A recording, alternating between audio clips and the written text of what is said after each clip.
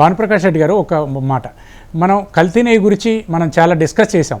కల్తీ నెయ్యి గురించి చాలా పెద్ద చర్చ జరిగింది. దేశవ్యాప్తంగా ప్రపంచవ్యాప్తంగా ఉండే శ్రీవారి భక్తులు ఆందోళన వ్యక్తం చేశారు. కల్తీ నెయ్యి అనేది మనకు అందరికీ కలవరపెట్టింది. దాదాపు 5 ఏళ్ల పాటు ఆ ప్రసాదాన్ని ప్రధానమంత్రి స్థాయి నుంచి మామూలు సాధారణ స్థాయి వ్యక్తి వరకు అందరూ ఏదో ఒక రోజు తినే ఉంటారు ఆ శ్రీవారి కల్తీ నెయ్యి ప్రసాదాన్ని. అయితే కల్తీ నెయ్యి అరికట్టడానికి మనం ఇప్పటికే కొన్ని చర్యలు తీసుకున్నాం. అయితే గోశాల పెట్టాలి, గోశాల ద్వారా గోశాల నుంచి వచ్చే గోవులని మనం అక్కడ ఏర్పాటు చేయడం ద్వారా వచ్చే ఆ నెయ్యితో ప్రసాదం తయారు చేయొచ్చు కదా అనే ఒక ఆలోచన వచ్చింది. ఆ ప్రతిపాదన మీ ముందుకు కూడా వచ్చింది. హెచ్ఎంటీవీ కూడా ఈ ప్రతిపాదన మీ ముందుకు తీసుకొచ్చింది. దీని దిశగా మీరు ఏమైనా చర్యలు చేపడుతున్నారా? అంటే ప్రతిపాదన చాలా మంచిదన్నా కానీ ఆచరణ చాలా కష్టం అన్న. ప్రతిపాదన చాలా మంచిది, మీరు చెప్పిన ప్రతిపాదన చాలా మంచిది, భక్తుల దగ్గర నుంచి చూస్తుంటే ప్రతిపాదన చాలా మంచిది. ఆచరణ ఎందుకంటే 14 టన్నులు ఆవు నెయ్యి కావాలన్న. 14 టన్నులు ఆవు నెయ్యి అంటే మీరు ఎంత పాలు కావాలి, ఎంత వెన్న కావాలి, అది మనం టీటీడీ చేయాలంటే ఇప్పుడున్న పరిస్థితుల్లో సాధ్యం కాదన్న. అందుకనే మేము దేశంలో అత్యున్నత మంచి డైరీల దగ్గర నుంచి ఇప్పుడు కర్ణాటక డైరీ నుంచి మేము ప్రొక్యూర్ చేస్తున్నాం. కొండ మీద ఒక ల్యాబ్ కూడా పెట్టడం జరిగింది. ప్రతి కంటైనర్ ని, ప్రతి వస్తున్నటి గీ ట్యాంక్ ని పూర్తి స్థాయిలో టెస్ట్ లో ల్యాబ్ రిపోర్ట్ వచ్చిన తర్వాత మాత్రమే మేము దాన్ని అనుమతిస్తున్నాం. కాబట్టి ఇప్పుడున్న భక్తులు ఎవరు ఆందోళన చెందాల్సిన అవసరం లేదు. స్వచ్ఛమైనటువంటి ఆవు నెయ్యితో స్వామివారి ప్రసాదాలు ఇప్పుడు మేము చేస్తున్నాం. కానీ మీరు చెప్పినట్టు తిరుమల తిరుపతి దేవస్థానాలే మొత్తం నెయ్యిని తయారు చేయాలంటే మాత్రం చాలా కష్టం అని. ఎందుకంటే ఇప్పుడే మాకు దాదాపు 2000 గోవులు ఉన్నాయి.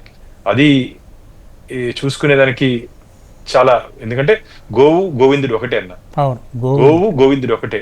మీరు చెప్పిన ప్రతిపాదన ఉంది కానీ అన్ని లక్షల అన్ని టన్నులు 14 టన్నులు ప్రొక్యూర్ చేసుకోవాలంటే మనం స్వయంగా చాలా కష్టమైనటువంటి పరిస్థితి.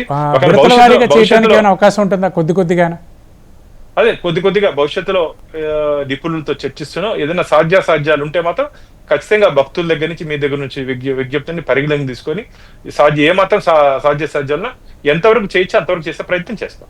అంటే గోమాతను రక్షించుకోవటం అదే గోవిందుడు లక్ష్యం అని మనం అనుకుంటాం కదా, ఆ దిశగా చర్యలు చేపడితే బాగుంటుందేమో కదా. అదే నిపుణుల దగ్గర నుంచి ఎక్స్పర్ట్ కమిటీ దీని మీద చర్చిస్తున్నాం. వారి దగ్గర నుంచి రిపోర్ట్ ఇచ్చిన తర్వాత ఏ విధంగా చేయాలో, ఏ విధంగా ముందుకు పోవాలో ఆ విధంగా ముందుకు పోతాం.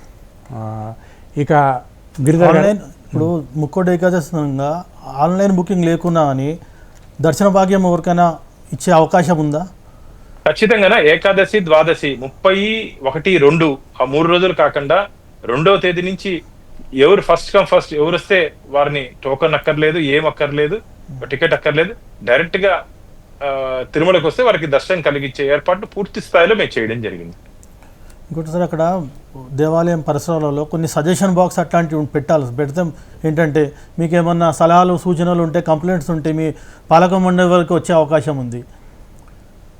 ఖచ్చితంగా నేను ఒకసారి టీటీడీ అధికారులతో చెప్పి సజెషన్స్ బాక్స్ ఖచ్చితంగా పెడతాం.